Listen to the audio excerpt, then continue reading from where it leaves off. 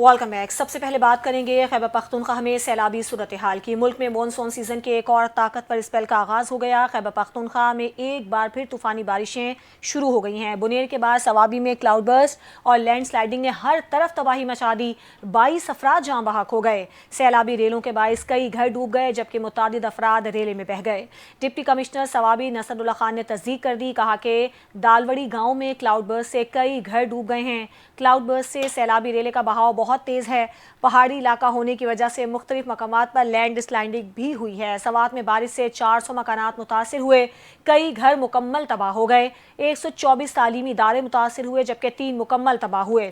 NDMA کے اعداد و شمار کے مطابق حالیہ مونسون بارشوں میں اب تک 660 افراد کے جاں بحق ہونے کی تصدیق ہو چکی ہے، جس میں سے 392 اموات خیبر پختونخوا میں رپورٹ ہوئی۔ اس کے علاوہ پنجاب میں 164، سندھ میں 29، بلوچستان میں 20، گلگت بلتستان میں 32، آزاد کشمیر میں 15 اور اسلام آباد میں 8 افراد جاں بحق ہوئے۔ وزیراعظم نے خیبر پختونخوا کے سیلاب متاثرین کے لیے کابینہ کی 1 ماہ کی تنخواہ عطیہ کرنے کا اعلان کر دیا۔ وزیراعظم شہباز شریف کی زیر صدارت پختونخوا، گلگت بلتستان اور آزاد کشمیر میں حالیہ تباہکن سیلاب اور بارشوں کے متاثرین کی مدد کا جائزہ اجلاس ہوا، جس میں وزیراعظم نے ہدایت کی کہ ان علاقوں میں امدادی ٹرکوں کے قافلوں کو ترجیحی بنیادوں پر پہلے بھیجا جائے۔ وزیراعظم کی اشیاء کی تعداد میں مزید اضافے کی ہدایت، پختونخوا کے مختلف اضلاع میں بارشوں اور سیلاب سے متاثرین کی مدد میں وفاقی اداروں کو مزید متحرک ہونے کی ہدایت۔ وزیراعظم نے کہا، مصیبت کی اس گھڑی میں کوئی وفاقی کوئی صوبائی حکومت نہیں، ہمیں متاثرہ لوگوں کی مدد اور بحالی یقینی بنانی ہے۔ مصیبت زدہ پاکستانی بہن بھائیوں کی مدد ہمارا قومی فریضہ ہے۔ یہ سیاست کا نہیں، خدمت کا اور لوگوں کے دکھوں پر مرہم رکھنے کا وقت ہے۔ وفاقی حکومت جاں بحق افراد کے ساتھ متاثرین کو وزیراعظم پیکج کے تحت بھی امدادی رقوم فراہم کرے گی۔ گلیشیئرز پگھلنے سے گلگت اور کشمیر میں سیلاب کا خطرہ۔ چیئرمین NDMA لیفٹیننٹ جنرل انعام حیدر نے خبردار کر دیا، کہا کہ مونسون کے مزید 2 اسپیل آ رہے ہیں جو اس سے بھی زیادہ سخت ہیں۔ وفاقی وزراء کے ہمراہ پریس کانفرنس کرتے ہوئے چیئرمین NDMA لیفٹیننٹ جنرل انعام حیدر کا کہنا تھا کہ پاکستان مونسون کے 7ویں اسپیل سے گزر رہا ہے۔ موسمیاتی تبدیلی کی وجہ سے گلیشیئرز تیزی سے پگھل رہے ہیں۔ شمالی علاقوں سے جب گلیشیئر سے پانی آئے گا تو نشیبی علاقوں میں تباہی ہوگی۔ ان کا کہنا تھا کہ 2-4 دنوں میں خیبر پختونخوا میں کلاؤڈ برسٹ ہوئے ہیں۔ گلیشیئر پگھلنے اور کلاؤڈ برسٹ ہونے کی وجہ سے نقصان زیادہ ہوا۔ چیئرمین NDMA کا کہنا تھا کہ کلاؤڈ برسٹ اور علاقائی بارشوں کی مزید پیش گوئی ہے۔ 2 مونسون اسپیل مزید آ رہے ہیں جو سخت ہیں۔ ستمبر تک صورتحال معمول پر آ جائے گی۔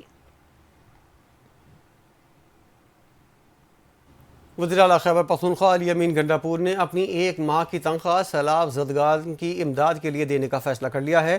صوبائی کابینہ اراکین نے 15 دنوں کی تنخواہیں جبکہ ممبران صوبائی اسمبلی کی 7 دنوں کی تنخواہیں متاثرین کی امداد کے لیے دینے کا فیصلہ کیا گیا۔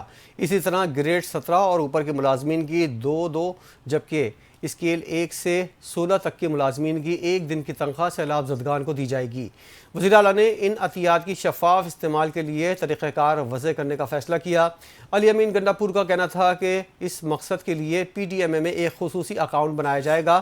سیلاب زدگان کی امداد کے لیے اس فنڈ کے استعمال کے لیے ایک صاف اور شفاف طریقہ کار اپنایا جائے گا۔ فنڈ کی ایک پائی کا حساب رکھا جائے گا، اس کی تمام تفصیلات عوام سے آگاہ کی جائیں گی۔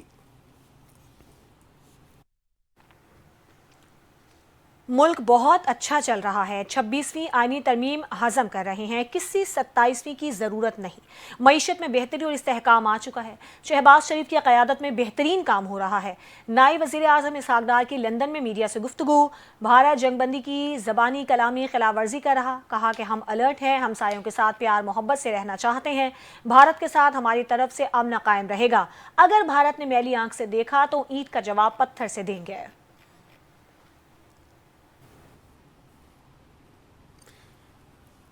وزیر اعلیٰ بلوچستان سرفراز بگٹی نے کہا ہے کہ بلوچستان میں دہشت گردی کی بڑی سازش ناکام بنا دی گئی، جس میں یونیورسٹی کا لیکچرار سہولت کاری کر رہا تھا، یوم آزادی پر بچوں کو نشانہ بنانا چاہتے تھے۔ کوئٹہ میں پریس کانفرنس کرتے ہوئے انہوں نے بتایا کہ دہشت گردوں نے 14 اگست پر ان بچوں کو نشانہ بنانا تھا جو جشن آزادی منا رہے تھے۔ سیکیورٹی فورسز نے یوم آزادی پر تباہی کے بڑے منصوبے کو ناکام بنایا۔ اس سے پہلے ریلوے اسٹیشن پر جو خودکش حملہ ہوا اس میں 32 قیمتی جانوں کا نقصان ہوا۔ یہ لیکچرار خودکش بمبار کو موٹر سائیکل سوار کو خود ریلوے اسٹیشن پر چھوڑ کر آیا تھا۔ سالوں سے کہہ رہے ہیں منظم انداز میں پاکستان کو توڑنے کی کوششیں کی جا رہی ہیں، ہم کب تک کنفیوژن کا شکار رہیں گے؟ ہمیں اپنی سوسائٹی کو اس کنفیوژن سے نکالنا ہے، ہم نہیں چاہتے کسی کا گناہ کسی اور کو ملے۔ وزیر اعلیٰ نے دو ٹوک الفاظ میں کہا کہ یہ نہیں ہو سکتا کہ 2000 لوگ 25 کروڑ کا ملک توڑ دیں۔ لوگ کہتے ہیں بلوچستان میں 70 سال سے طاقت کا استعمال ہو رہا ہے، بتائیں طاقت کا استعمال کہاں ہوا؟ گرفتار ہونے والا پروفیسر کہاں سے محروم تھا؟ مالاکنڈ اور وزیرستان میں پورے کا پورا خالی کروا لیا گیا، ہم بلوچستان کا کوئی حصہ خالی نہیں کروا رہے۔ 18 گریڈ کے یونیورسٹی پروفیسر BLA کی سہولت کاری کے الزام میں گرفتار ہے۔ اعترافی بیان بھی سامنے آ گیا، کہا کہ میں نے ریاست کے ساتھ غداری کی ہے جس پر میں شرمندہ ہوں۔ کوئٹہ میں وزیر اعلیٰ بلوچستان سرفراز بگٹی کی پریس کانفرنس کے دوران بیوٹیم یونیورسٹی کے لیکچرار کا اعترافی بیان نشر کیا گیا، جس میں ملزم نے بتایا کہ ہم دہشت گردانہ کارروائیوں کے لیے ٹیلی گرام اپلیکیشن کا استعمال کرتے تھے، مجھے ہر بیار کی جانب سے اہداف بتائے جاتے تھے۔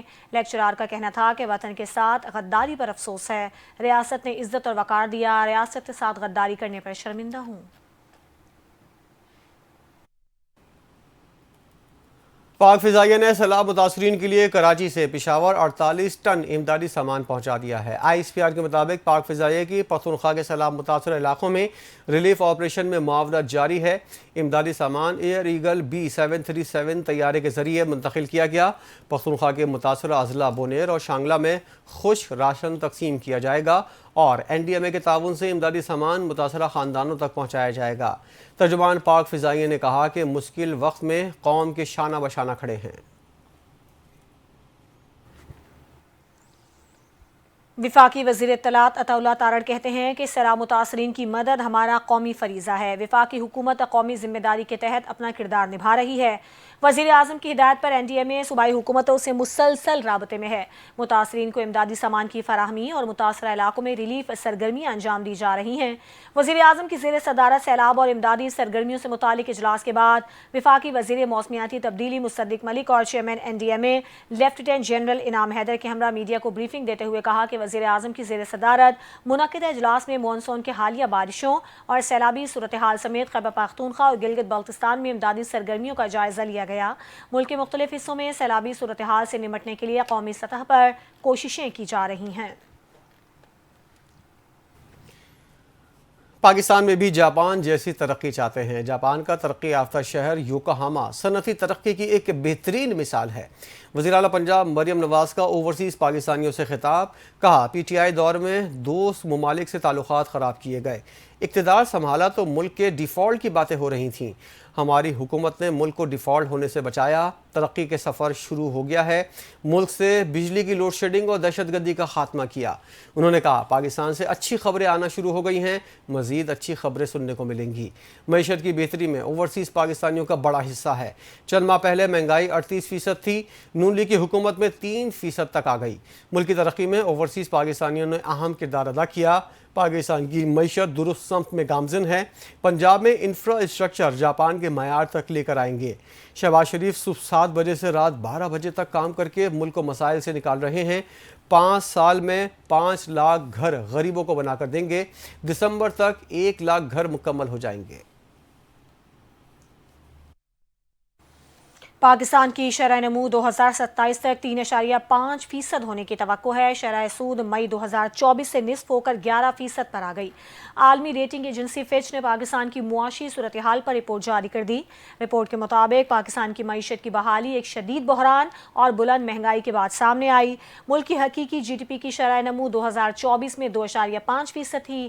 معاشی شرح نمو 2027 تک 3.5% ہو جائے گی۔ مئی 2023 میں مہنگائی اپنی بلند ترین سطح 38% پر تھی۔ قیمتوں کی مہنگائی جولائی 2025 میں کم ہو کر 4.1% پر آ گئی ہے۔ امید ہے کہ 2025 میں یہ اوسطاً تقریباً 5% رہے گی۔ رپورٹ کے مطابق پرائیویٹ سیکٹر قرضہ 2024 میں GDP کا صرف 9.7 رہا۔ مارچ 2025 تک بینکوں کے خراب قرضہ جات کم ہو کر 7.1% پر آ گئے۔ پاکستان کی فنڈنگ پوزیشن مستحکم ہے۔ محتاط قرض پالیسی اپنانے والے بینک زیادہ کامیاب ہوں گے۔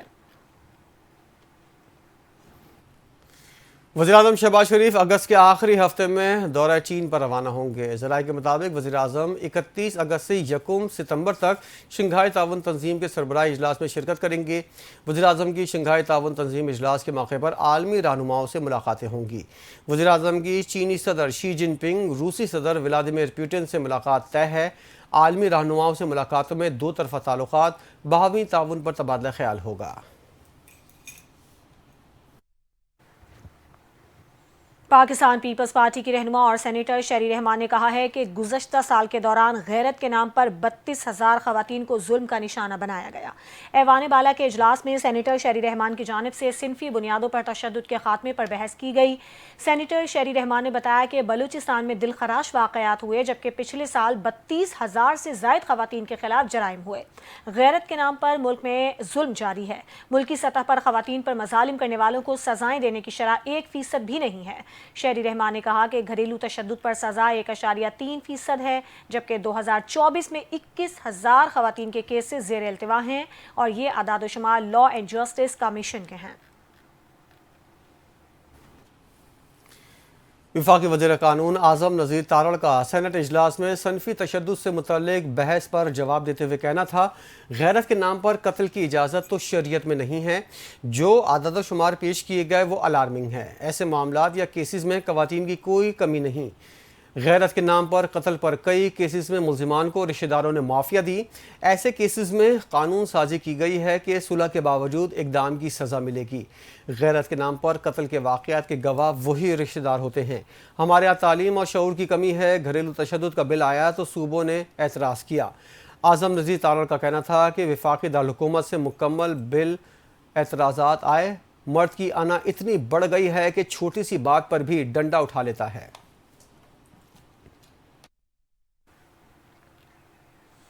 किमाड़ी फिश हार्बर के करीब दिन दिहाड़े गैर मुल्की फिश एक्सपोर्ट कंपनी के अमले से नामालूम मुसल्लह मुल्जिमान 1.5 करोड़ रुपए और सिक्योरिटी गार्ड से उसका असलहा छीन कर फरार हो गए।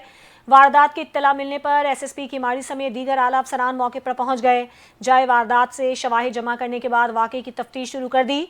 SSP Kimadi captain retired Faizan Ali ने कहा कि गैर मुल्की फिश एक्सपोर्ट कंपनी का अमला फिश हार्बर के करीब वाक़े निजी बैंक से 1 करोड़ 56 लाख रुपए निकलवाने के बाद गाड़ी में अपनी कंपनी के गेट के करीब पहुंचा ही था कि 2 मोटरसाइकिलों पर सवार 6 मुसल्लह मुल्जिमान ने असलहे के जोर पर गैर मुल्की कंपनी के अमले से रकम छीन ली। दौरान वारदात सिक्योरिटी गार्ड की जानिब से कोई मज़ाहमत नहीं की गई, बल्कि मुसल्लह मुल्जिमान सिक्योरिटी गार्ड से उसका भी असलहा छीन कर फरार हो गए। पुलिस ने सिक्योरिटी गार्ड और कंपनी के अकाउंटेंट को पूछगछ के लिए हिरासत में लिया है। वज़ीर दाखिला सिंध ज़ियाल अंजार ने वाक़े का नोटिस देते हुए एसएसपी किमाड़ी से रिपोर्ट तलब कर ली है। वज़ीर ख़ज़ाना मोहम्मद औरंगज़ेब ने कहा है, अमली ज़िंदगी में कोई शॉर्टकट नहीं होता। नौजवान मेहनत को अपना शार बनाएं। कराची में जॉब फेयर से खिताब करते हुए उन्होंने कहा कि नौजवान अपनी सलाहियतों को बेहतर अंदाज में बरूए कार लाएं। मुआशी इस्तेहकाम के लिए प्राइवेट सेक्टर को अपना भरपूर किरदार अदा करना होगा। पायदार तरक्की के हदफ के हुसूल के लिए हम सबको मिलकर काम करना है। वफाकी वज़ीर ने कहा, जॉब फेयर पर सरकारी और निजी इदारे मौजूद हैं। जॉब फेयर का इनेकाद खुशाइन इक़दाम है। इससे नौजवानों को रोज़गार के मौक़े मिलेंगे। इनका कहना था कि हुकूमत का काम माहौल फराहम करना है। मैक्रो इस्तेहकाम से गुंजाइश पैदा हो रही है।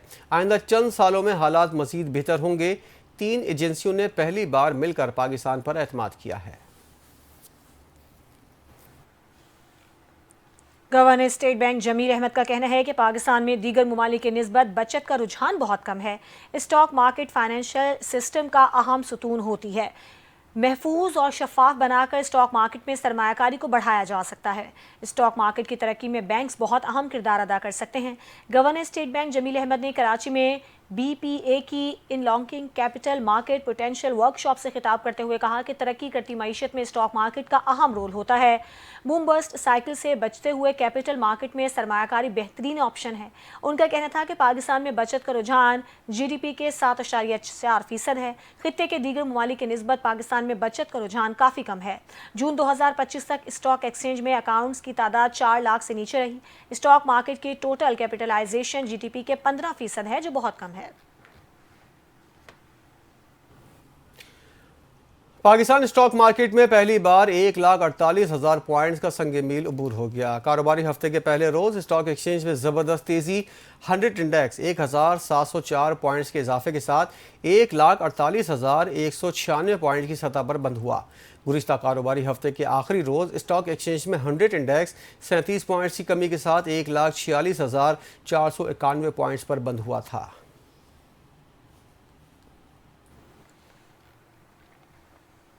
وفاقی وزیر داخلہ محسن نقوی نے نادرہ سینٹرل کورٹ عبدالمالک اور پاسپورٹ آفس شاہدرہ کا اچانک دورہ کیا اور شناختی کارڈز اور دیگر دستاویزات کے اجراء اور پاسپورٹ کے حصول کے عمل کا جائزہ لیا۔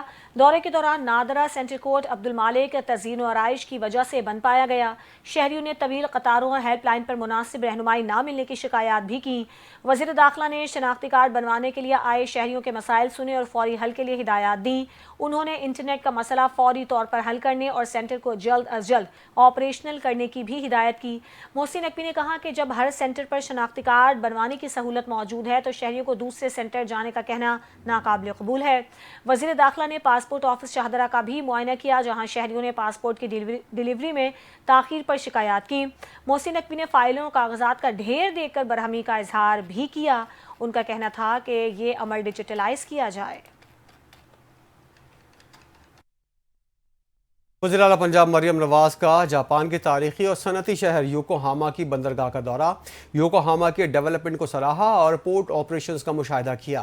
وزیر اعلیٰ مریم نواز نے راوی اربن ڈیولپمنٹ اتھارٹی کے حوالے سے آگاہ کیا اور کہا دریائے راوی کے کنارے آباد لاہور کو بھی یوکوہاما کی طرز پر ترقی دینا چاہتے ہیں۔ یوکوہاما کے شہری ترقی کے ادارے کو لاہور کے دورے اور روڈا کے کام کو دیکھنے کی دعوت دی گئی۔ یوکوہاما کی طرز پر لاہور اور پنجاب کے صنعتی اور گنجان آباد شہروں کی تعمیر اور ترقی کے لیے کام کرنا چاہتے ہیں۔ وزیر اعلیٰ پنجاب نے کہا روڈا کو یوکوہاما کی طرز پر شہری ترقی کے جدید ادارے میں تبدیل کرنا چاہتے ہیں۔ یوکوہاما کی ٹیم نے لاہور کے دورے کی دعوت قبول کر لی۔ عدالتی پابندی کے باوجود کے ایم سی محکمہ ایڈورٹائزمنٹ نے پبلک پراپرٹی خاص طور پر پیڈسٹرین برجز کو کمائی کا ذریعہ بنا لیا۔ عدالت fly overs, bridges, electric pole اور فٹ پاتھ سمیت تمام پبلک پراپرٹی کو تجارتی مقاصد کے لیے استعمال کرنے کو غیر قانونی قرار دے چکی ہے۔ اسی پر بات کریں گے نمائندہ N T N news Karachi Umar Durrani سے۔ جی عمر۔